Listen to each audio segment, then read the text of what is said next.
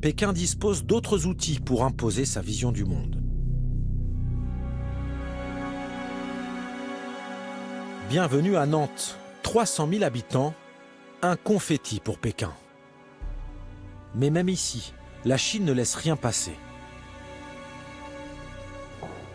En octobre dernier, la censure chinoise a fait des dégâts au musée d'histoire de la ville. Après 3 années de travail, le directeur Bertrand Guillet avait bouclé son exposition sur le grand conquérant mongol Gengis Khan. Même l'affiche était prête. On avait à peu près 250 pièces en tout, notamment un très gros costume de chaman qui était très impressionnant.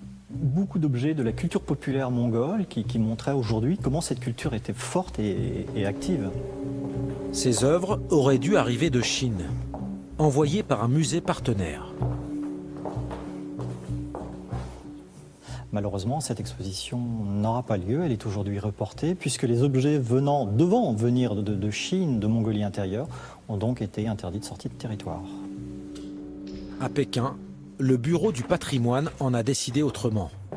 L'exposition n'a pas passé la censure chinoise.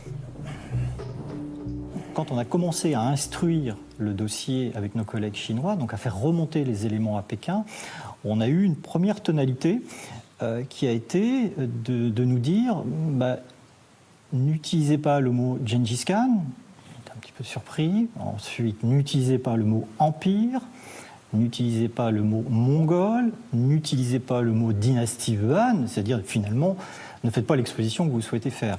On n'a même pas eu le temps de réagir. Dans le mail suivant, nous avions un contre-projet complètement différent, c'est-à-dire avec les mêmes objets, un autre synopsis, un autre discours, une autre lecture finalement de l'histoire mongole, et dont le titre était « Convergence, apprentissage mutuel et intégration, les plaines du nord de la Chine depuis le XIIe siècle ». Et vous voyez ici, le mot mongol a totalement disparu. Pékin refuse que la minorité mongole soit valorisée. Les Chinois réécrivent leur roman national et le dictent désormais aux étrangers. Bertrand Guillet refuse de céder, il stoppe le projet. Il est clair que s'ils ont un travail extrêmement fin sur ce qu'ils veulent entendre et ce qu'ils veulent dire chez eux, aujourd'hui, on est rentré dans une autre sphère, c'est qu'ils veulent maintenant maîtriser ce qu'on dit sur eux à l'extérieur. Pour contrôler ce que le monde dit de vous, il y a une autre solution, diablement efficace, l'argent. La France va-t-elle devenir comme les États-Unis ?